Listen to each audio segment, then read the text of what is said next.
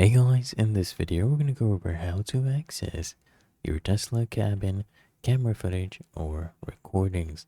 Now, your Tesla cabin camera, it's viewed by live viewing, and to access these recordings, let me come over here to page 144 of this manual. This is the official manual, by the way. Now, to view the video recordings, what you can either take the USB drive, plug it into a computer, and you navigate to the Tesla Cam folder. Now, the Tesla Cam folder, we have the saved clips that includes the dash cam, okay? And it will also include the Sentry clips as well in a different folder.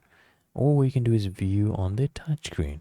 So make sure your Tesla is in park. Then you touch the dash cam icon looking in the app launcher. Or you can go ahead and click on the dash cam icon on the control screen.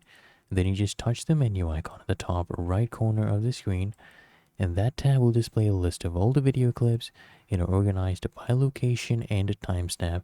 You can just pause, rewind, fast forward, even delete any clip as needed.